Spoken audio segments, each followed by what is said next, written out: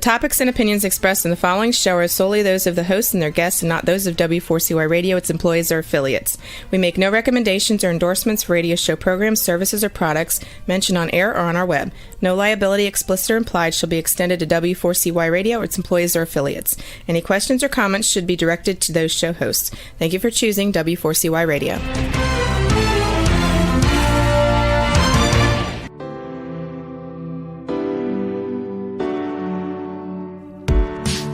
Welcome to Success Secrets Exposed. Tune in live every Tuesday at 7 p.m. Eastern Time or Wednesday mornings in Australia on W4CY Radio and Talk4 TV. Every week, Sally leads intimate conversations with today's thought leaders, change makers, disruptors, and masters of their inner genius to bring you tips, strategies, and insightful perspectives on various topics shaping our lives and business growth, revealing the human element of success and challenge.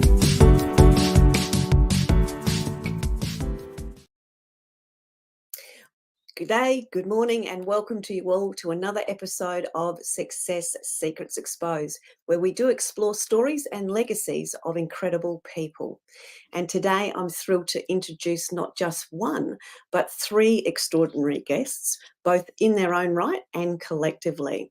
First, we have Gary Lee Price, a world-renowned sculptor whose life mission is to lift the human spirit. His remarkable bronze statues are found all over the world, from Hong Kong Central Library to New Skin headquarters in Utah.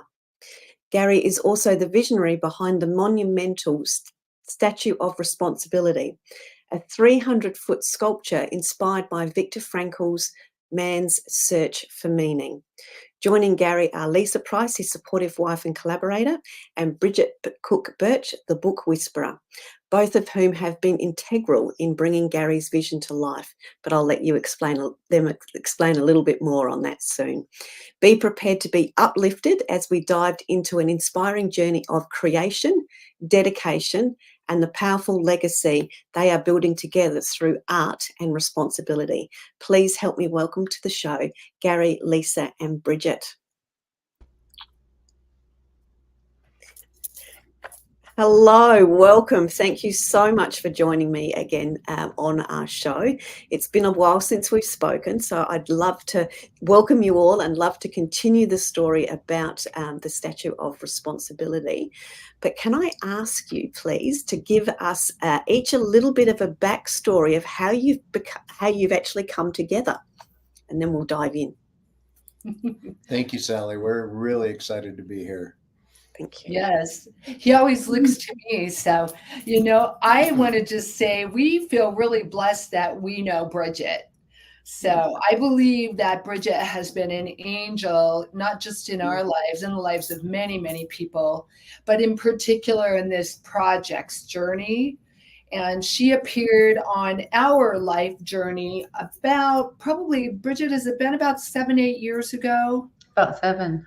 7 years ago, when Bridget and I met each other working on Bridget's foundation, Sheroes, that she started here in Utah to empower and uplift women. And it just appealed to me so much because that is my core passion. And so we became close friends. And then I found out about her book retreats. And she ended up inviting Gary and I to one of those. And Gary's book had been begun years ago with another co-author many years ago, and then put on the shelf for a period of years until that weekend, that magical weekend, when Bridget heard the story and said, I'm in. So you take it from there, Bridget. You know the rest. Well, and Sally, what's so wonderful was to see these two together. There's an incredible chemistry and synergy, and they're incredibly contagious. So as we like each other. We like each other. It's pretty phenomenal. But it's also wonderful to see, how they support one another and in their passions and their dreams. And when I heard Gary's story, but also Leesa's integral story of when she heard about this monument, and it was something at a period of time that Gary kept on the down low, and Leesa said, this isn't just a monument, this is a movement. Mm, She became the wind beneath Gary's wings, and so integral in this process. And I already loved Leesa, but I fell in love with her and her support for him and this entire story. I'm like, this has to be told. It's such a compelling story. So. yeah. Yeah, I totally agree with the magic and the chemistry and the captivation. That's been my experience of sharing brief time with both Gary and Leesa, and hearing about the story and how that all came about. So, can you flesh out that a little bit, Gary, as to this vision and how it was how it came about for you, and how all these dots have started to connect and the magic started to happen? Absolutely. And I'm going to give you just a quick little preview of what we created. That is the inside scoop, the entire story of the Statue of Responsibility, including my visit to Vienna and meeting Mrs. Frankl in Austria. That was the adventure. That happened in 2004. Stephen Covey had come to me earlier and said, Gary, Dr. Frankl just passed away. He passed away in 97, and told me that Dr. Frankl had this vision, this idea, this incredible, I do call it a vision because it's to bookend the East Coast of the United States with the West Coast. Idea with bookending a Statue of Liberty with a Statue of Responsibility, I just fell in love with that concept, and I thought, man, a man of such vision to be able to do that. So Dr. Covey asked me to put a design to Viktor's idea. I did. We fly to Vienna. Mrs. Frankl gives her stamp of approval on it. She is the only one in the world that had that authority to do so, her husband passing away. And so the rest, as we say, is history, and it's been an incredible journey and a ride. Yeah, absolutely. Bridget, I can see you smiling. Do you want to add anything to that? Well, we always say you have to get the book. Yes, absolutely. I will say, when Gary had this situation where he got to meet Dr. Frankl's wife, and she's also a doctor, another Dr. Frankl, and he says, stamp of approval, but there was such a beautiful ongoing story behind that Gary had no idea that when Viktor came out of, he was in more than 2, it's 3 or 4 concentration camps, and he was finally released. And as he was headed home and he's walking through an open air bazaar, he saw this bust of a suffering man, is what he called it. And it was a man just waist up, and he's naked, and he's holding his hands out in supplication as fires are consuming him. And it moved Viktor, and he put it on layaway until he could afford it. And he had a little special shelf that Gary would tell you all about in his study. And so when Ellie saw this monument that Gary had created of one hand reaching down to lift another, and she said, "You have answered my husband's question," because he would always say, "Who will be the one reaching down?" And so Gary had no idea this backstory, this impetus that Dr. Frankl had for so long. And here's this visualization that Gary had come up with because of his own story, and because of wanting to show the struggle, but also the salvation of one human lifting another, and how he drew that together, and it culminated in this magical moment in Dr. Frankl's study. And it's just one of my favorite, one tiny part of my favorite story in the whole book. There's just so many, but that one to me is incredibly magical, and it just shows the synchronicities. Yes, Like, right. there's so many of those in life, and here you expose all these success secrets. And I think one of these gets to be that, number one, none of us are an accident. But number two, if we care to take a look at all these incredible synchronicities and the threads of our story and where we determine our own destiny, also the choices that we make, we're watched over, we're brought together at certain times, and it all has to do with our choices and the energy that we put out. But wow, when we answer the call, that's when extraordinary things happen. Yeah, absolutely. Beautiful, Bridget. Well said. I'm going to give you a real quick sneak preview of, if you can see that. Yeah, Lisa, can you hold that up easier this for way? me, probably. And then scoot it the other way. Yeah, beautiful. You got to scoot it. Oh, there you go. There we go. It's hard to see behind the book. There we go. Now you can see that suffering man. Yeah. Yeah, that was the clincher there. And of course, Viktor always asking, where's the hand reaching down? I bring a sculpture that depicts a hand reaching down and a hand reaching up.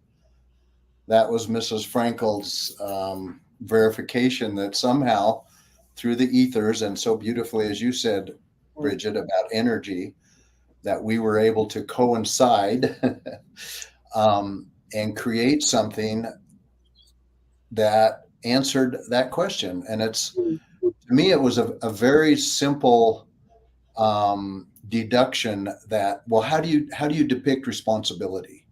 Yeah. And to me, everything boils down to relationships and our interconnection with each other. And when you do that, that is, you can't mistake what that means. And being a figurative sculptor well, it's been 45 years now, but back then it was, I don't know, maybe 30 years. I wanted to depict something that really people could relate to and instantly know, okay, that depicts our connection and our responsibility to each other. Yeah. And you've had a lot of your sculptures and a lot of the work that you've done have had the emphasis around the hands and this bringing together, this collective lifting up and helping hand scenario is obviously birthed this vision, or I'm not sure which comes first, but it's been that manifestation of the collective to bring this to life. What's your hope and your legacy from this as it relates to the world? Let's go big or go home. What's the legacy that you're hoping to leave for the world with this? As a sculptor, and I have to preclude this by saying that I've never really thought about legacy. I mean, it's a beautiful word and it's something that happens, but my focus has been to just create. I'm a worker. I'm in the trenches. I just love doing physical things, and that's one reason why sculpture resonates so well with me. That being tactile and moving this clay and creating some three-dimensional form that people can relate to, and so it's never been about legacy. That's a what would you call it? A byproduct, perhaps, of what we're doing, but I would hope that, and as you mentioned, Sally, I've done a lot of sculptures that depict hands, and the main one was called The Ascent. They rise highest who lift as they go. It's two Native Americans climbing up a precipice, and they're helping each other out, right? They have that hand clasp. It's a very vertical piece, as is the Statue of Responsibility. So my prayer is that this life given to me on this beautiful planet has a meaning of connecting people and giving them something that is visual, that helps them realize what I believe our mission should be. And that is that we are connected, we're responsible for each other, and we get to do something about that. It's not just an ethereal thought. It's real. What would you say, sweetie? I love the phrase inspire, not require. I feel like the Statue of Responsibility has an opportunity to inspire for generations to come, And that would be, if you want to say legacy, for us, like Gary said, it's, that's a word that isn't kind of something we aspire to, but I will say it is very significant in the fact that we have 9 children between us and 20 grandchildren at this moment. And so, yeah, if there's an attachment to legacy for us, that's it.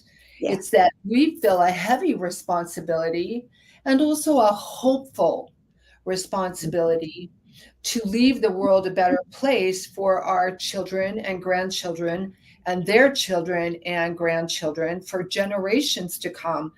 And I think right now in the history of our planet, not just our country, but our planet, it is so important that we find hope and that we can somehow educate and inspire the next generations. Otherwise, we're kind of spiraling the wrong direction and it's not going in a good place. I love that you've expressed it that way, because when I think of think of you guys, and if I think of the word inspiration, I think of inspired action, which ties in beautifully to it being a movement. And it is a movement of people that are inspired by some form of action, their own version of what their actions are to help bring this forward. So thank you for that. Bridget, would you like to add to that?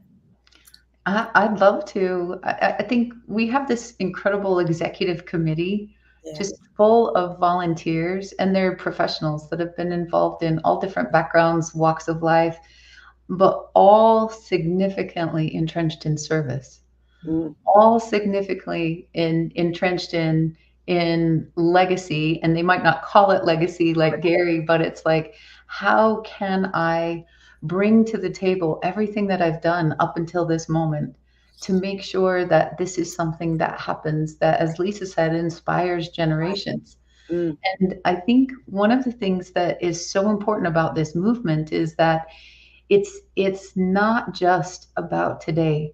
We see in leadership today that there's so much reaction and there's so much given for, what's gonna be the economic purpose, what's gonna be the social purpose, how can I spin this, how can I do this thing that's gonna get some short-term gains.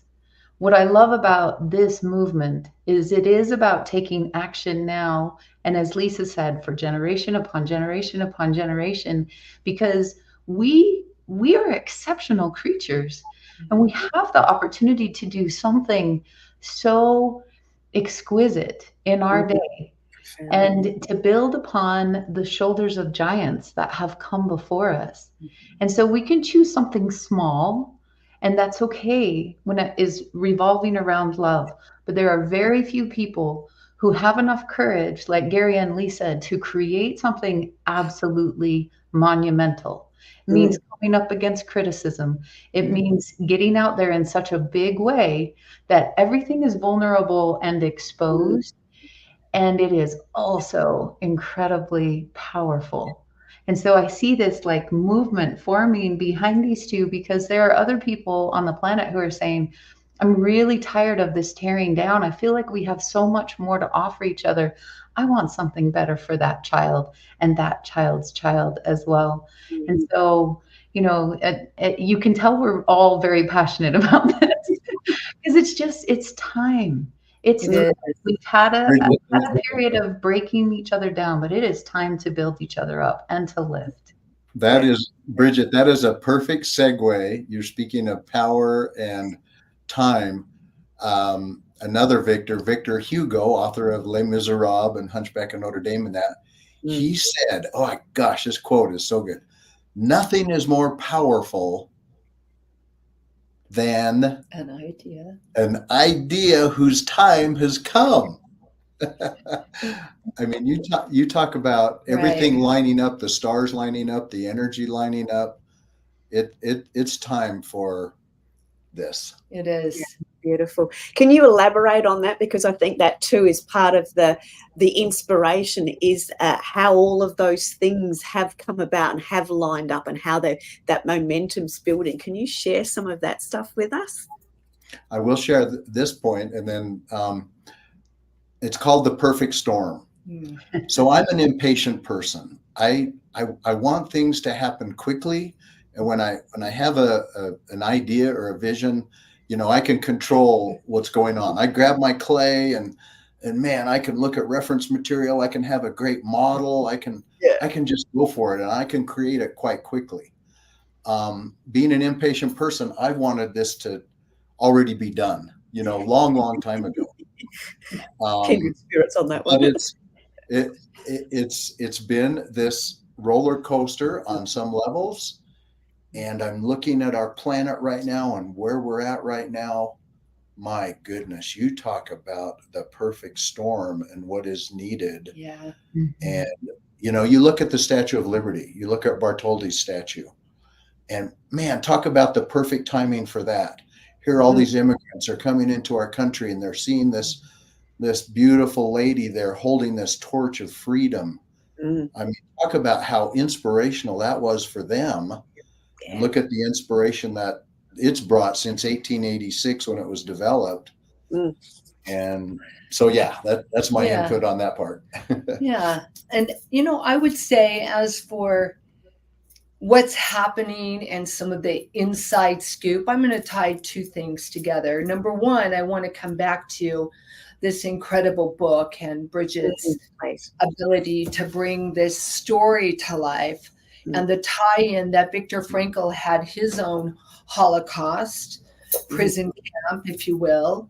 And for the listeners that don't know Gary's life story, here's a teaser. As a 6-year-old, innocent little 6-year-old, Gary witnessed the murder-suicide of his mom and stepfather on a military base in Germany. And after that was shipped to the States, and within about a week found himself in Montpelier, Idaho in first grade with these visions of this horrific experience that, two things there I want to add. One, another big thank you to Bridget for so gracefully and beautifully helping us navigate that. And we did that. We birthed this book during COVID. One day we said, hey, we're bored out of our tree. Let's pull that book out and get it done.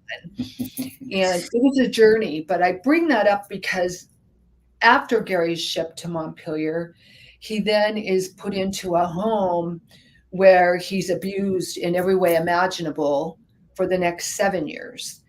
And so for this man to turn into someone whose mantra is lifting the human spirit, his was literally all but decimated and just destroyed by the abuse, which Bridget so tastefully, but also painfully describes in the book, for Gary to have his prison camp, if you will. So I don't think it's an accident that it went from Viktor Frankl to Gary Price and now to the world. And then to that, I want to add the timing piece and draw that together, that, we've, as Gary mentioned, had this roller coaster, but hindsight is always 20/20. And we look back at all those dots that we've been, creating all along. And right now, in the last, I would say even in the last 3 months, we have had more progress and traction than we have in all of these years together. And there are some things we're not at liberty to talk about, but we have had, really significant, very well recognized names that if I were to mention, everyone would know, reach out to us. And say, hey, it's time and we need to make this happen. And what can we do to help? As well as locations. So I'm sure some don't know, but we've spent many, many years trying to put this in San Diego, where Ellie Frankl told Gary that day in Vienna that Viktor would have wanted that. So that would be our dream, to have it in San Diego. But California is a challenging situation these days. So that's an understatement. So we're not sure if that's where it's going to be. In the meantime, Utah's governor has reached out to us and said, hey, we want to bring it back to Utah, which actually, as recognized by the Utah legislature, Utah is officially the birthplace of the statue. Mm-hmm. So it's appropriate, and Utah, no accident, happens to be a very responsible state. It's the only state in our entire nation that has a balanced budget, believe it or not, and several other reasons why it makes sense, if it does end up here in Utah, that it would have a good home here. Mm-hmm. So we're making great efforts and traction and leaps towards what this will be.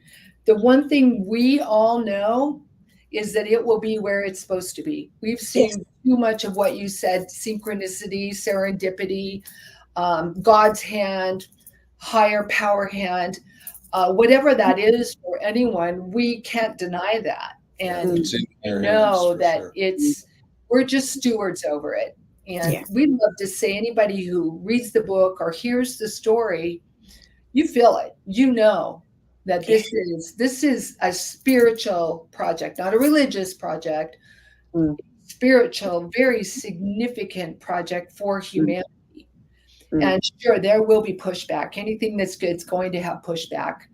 And we just march forward, Sally, and we're going to. That's the journey. That is the journey, isn't it? Is that marching forward and bringing things to life.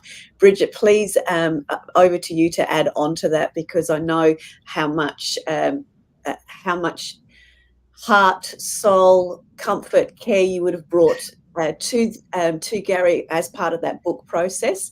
Having read the book, Divine Turbulence, and gone through the journey in the book and had a number of conversations, it would have been I'm going to call it a tough gig, because it would have been so raw and personal and all those sorts of things. And in your nurturing hands, Bridget, that, I can only imagine the incredible journey. So please share your insights on, the book process and the life that the book that is continuing on with the sculpture. Well, Sally, you helped us launch it. So we want to say thank you for that, because you were integrally involved, as we were first getting this out. But to backtrack a little bit, Gary, being an artist, he's very tuned in to heart and to intuition and inspiration. And, it's interesting because a lot of books around leaders, they may go a little bit into certain dark nights or dark evenings, but sometimes they want their books to be all rainbows and fairy tales and unicorns. And there was a decision to be made, and Gary and Leesa and I, sat down and talked about it. And, as Leesa mentioned, this really was like the heart of it was birthed during COVID. And there were so many people facing complex trauma. And the hard thing was for us to watch how many people were staying there. Yes. And what is significantly wonderful about Gary's story was he found faith and he found art. And it was enough to lift him so that he could turn his life around and really be an inspiration to others, because so many things were done to him. And what he did was make that be done through him and for him, so that he could create something this magnificent. And you see his artwork all around the world. He doesn't hold back. He takes all of his experiences, even, he has a lot of beautiful pieces of the innocence of children and the vision of flight and play and heart. And you see that. And he allowed that innocence to come out in the book. And then he also allowed us to see what it was like to be worked on. And then also for him to have his own liberation day, and for him to come to grips with different decisions along the way. And I will tell you, just like your great country is founded on redemption.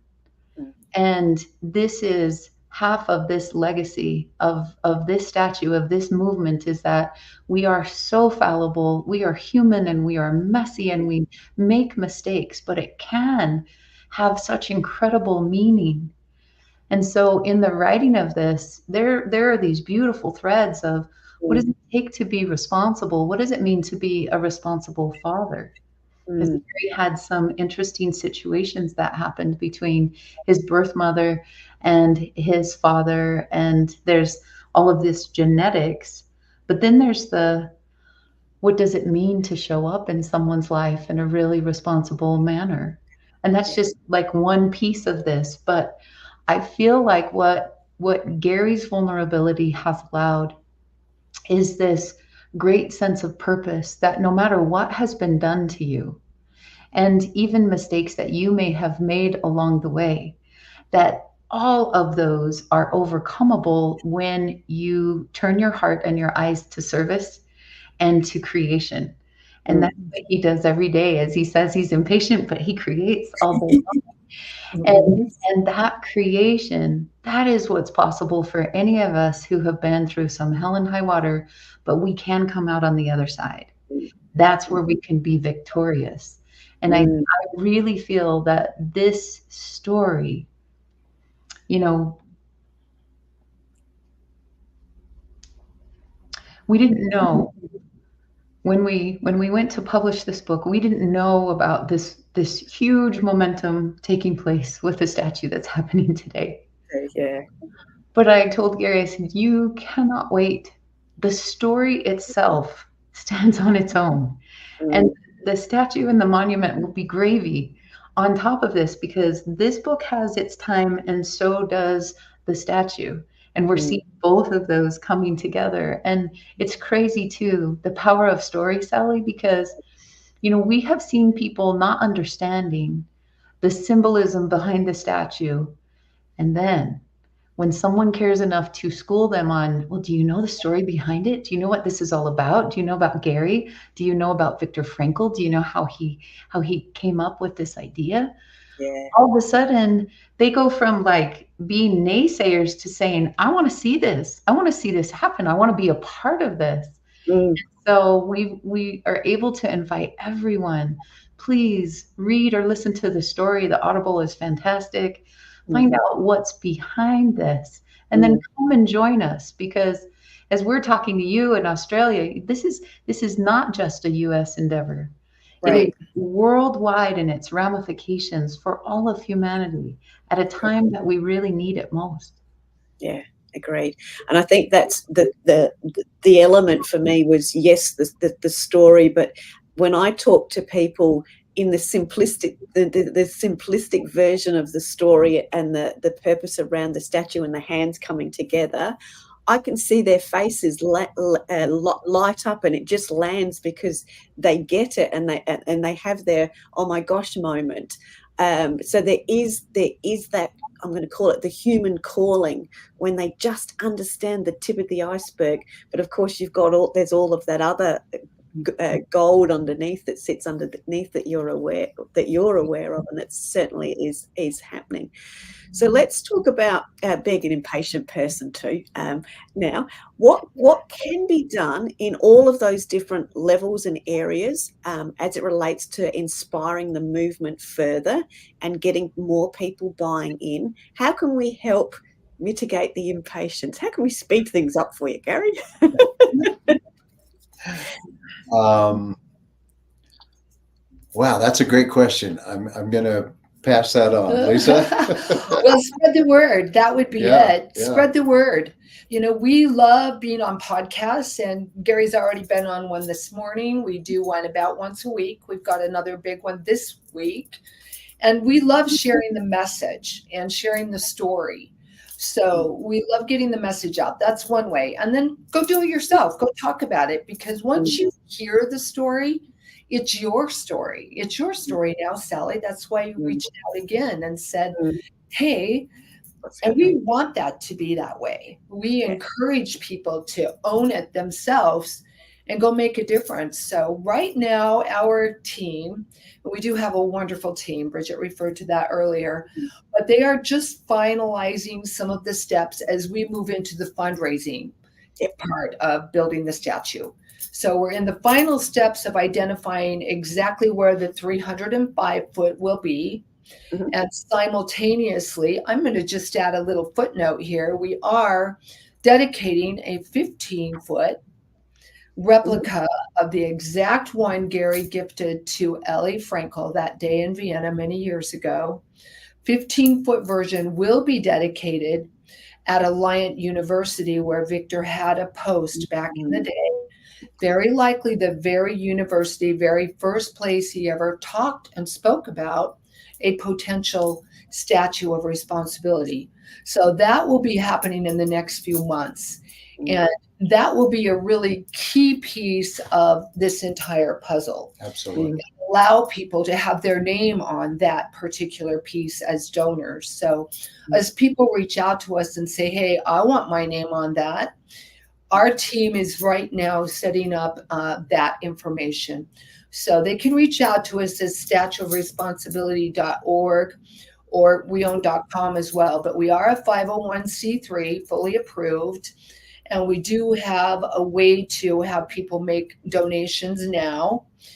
And I really think that's the next thing that's coming, is just the fundraising, where that 305 is going to be. And then also know that there will be other opportunities right here in Utah. We plan on using the Statue of Responsibility, the state of Utah's 250 committee, which is for America's 250 celebration. It will be our country's 250th birthday on July 4th, 2026. So we're putting a 20-foot replica at the Salt Lake International Airport. And that's going to be a calling card from 2026. And then, of course, the Olympics are coming to Utah. So if we end up here, we've got a great, wonderful place for it.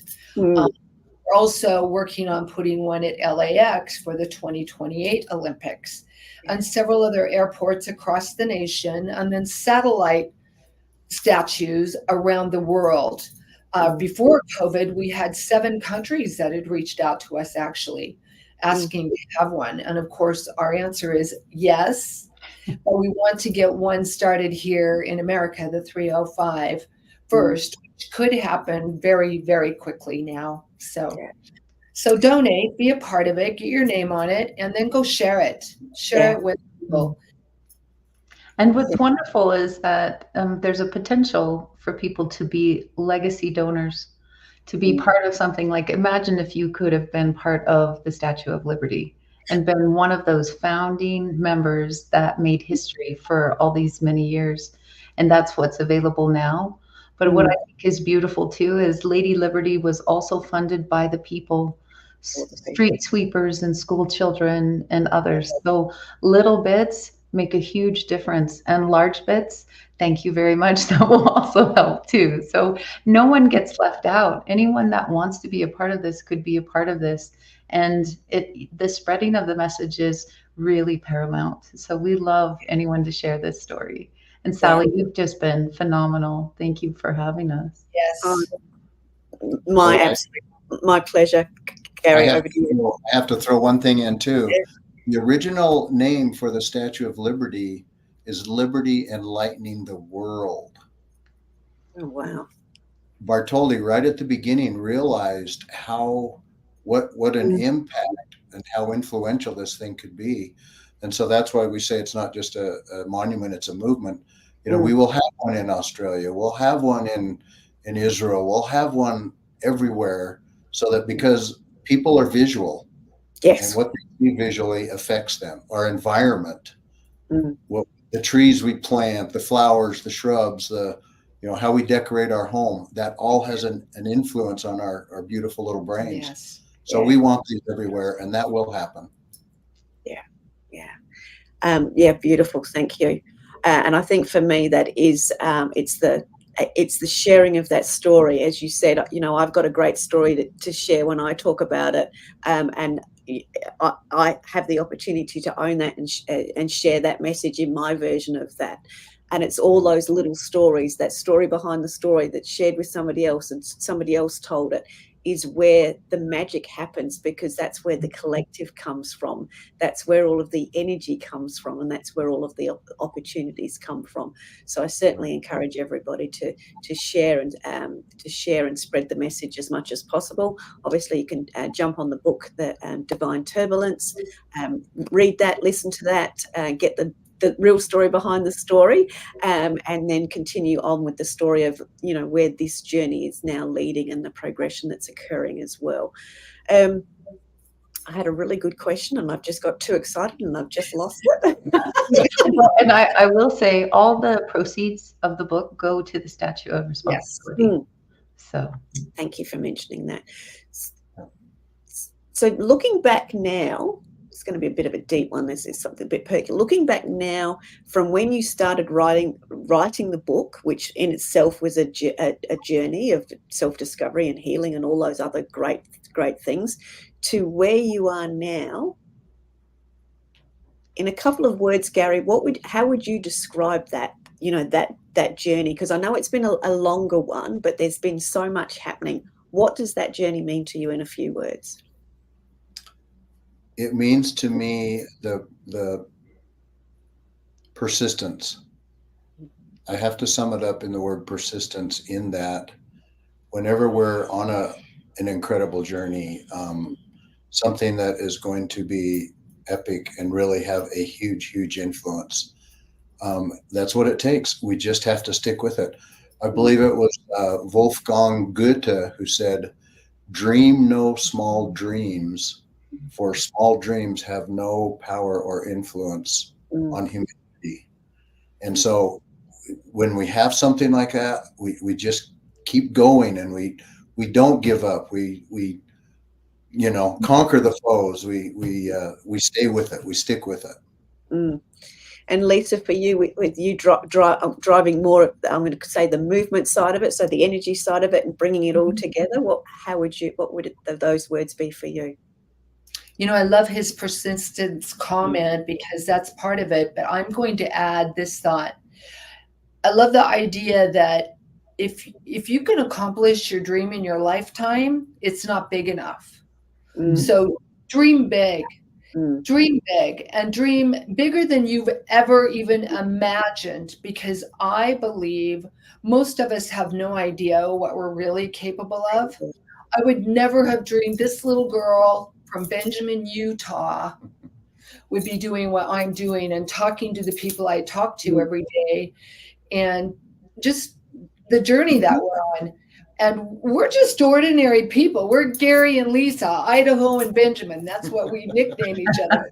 We're just really ordinary people who have honestly had some extraordinary crossroads where we said, you know, that would be easier, but let's go that way. And it's been bold, but, you know, live bold, live big, and go for it. That would be mine.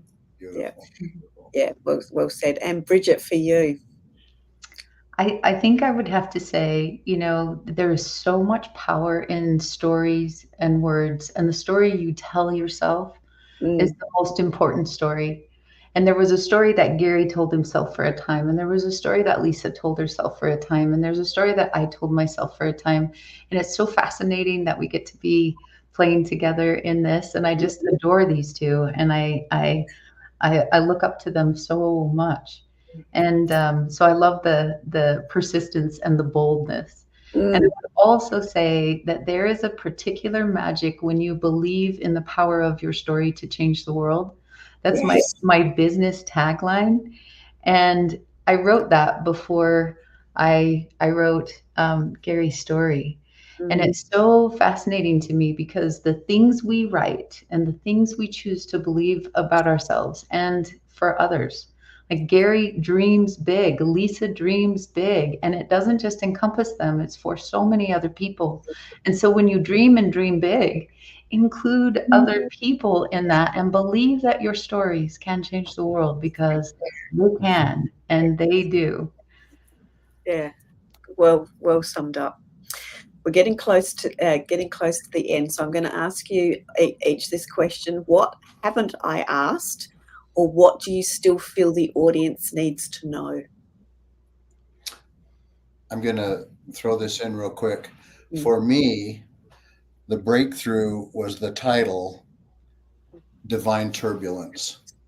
If I could put a message out of what this is about, it is about that we all have turbulence in our lives. we have a son that's a pilot. We know a lot of pilots, and when you're flying, it can get a little shaky sometimes. We all have that. We all experience that. I also believe one of my core foundation beliefs is that there is a higher hand. There is a divine orchestration to every one of our lives. And the more we recognize that and realize that, the more we can be on path and the more we can do great things. Realizing that my mother, who was taken from me at age 6, she's one of my guardian angels. Leesa's mother, Clara Lee, who's, wherever, and so many people, Viktor Frankl, Dr. Covey, so many. My gosh, we have so many forces behind us that there is literally nothing we can't do. Focused and acknowledge those higher powers. Yes. Yeah, well said. And Leesa, something to finish off with you that you'd like to add? Yes, I will add that a lot of people are embarrassed by their story, or they feel less than because of their stories. And I know Bridget alluded to that. I was widowed when I was 26 years old through suicide with 4 babies under 6. And as a result of that, in my community here in Utah, it was really hard. So my message is, we get to not let our story define us. In fact, I love the thought that our stories refine us. They cause us to really, when we embrace our story at least, and when we say, everything is with a divine purpose in my belief. And when we can look back at whatever that hardship or whatever that embarrassing thing or that, whatever it is happened to us, and know that there's a thank you. I love, my son taught me the ouch, thank you. Jedediah said, a lot of things in our lives are ouch, and they hurt. But he said, Mom, there's always a thank you. It may not be today, and it might be down the road a ways, but if we always know that there's a thank you, and that's been my experience, that's my truth. So ouch, thank you, and don't let your story define you, let it refine you, make you shiny, and let you be an example to reach back and be that. I was that hand needing help when I had 4 little babies. Now, thank heavens, we're in a position to say, how can we help you? Beautiful. There you go. That's mine. Beautiful. And Bridget, in the last few minutes or so, your thoughts too, please. Well, Leesa just said everything that I would say, but I'll just share. Humans are messy. We're just messy. And we do have an ability to shine, as Leesa said. And I find that often our mess becomes our message. And so I would just, for the listener and the watcher of this, to think about what messy things have you been through that, as Leesa says, you can now thank for, but now what also can you do to bring it forward? Like that, let it be this massive, beautiful contribution to the world. And a lot of times it's like Mother Teresa said, I may not do great things, but I can do all things with great love. And, what is that for you? So that would be my lasting thought. Thank you very much to all of you for sharing so much with us today. I love that we finished on that contribution, because I think that's the best way to be able to serve and make an impact and a dent in the universe and change lives. Thank you for sharing all of your backstories about the Statue of Responsibility and all of the messiness that's become the greatness. I wish you every success, and I look forward to being able to share this continued journey with you all. Thank you very, very much. That's us for the Success Secrets Exposed. We'll see you next week on another episode. Thank you very much. Thank you, Sally. Remember, if you want to be sought after and sold out, as well as being known as the obvious expert in your industry, you need to speak with Sally, our host of Success Secrets Exposed. Sally is the founder of Monetize Your Content, a done-for-you content marketing agency that helps you be easy to buy. See you next week on another episode of Success Secrets Exposed. Tune in live every Tuesday at 7 p.m. Eastern Time or Wednesday mornings in Australia on W4CY Radio and Talk4 TV.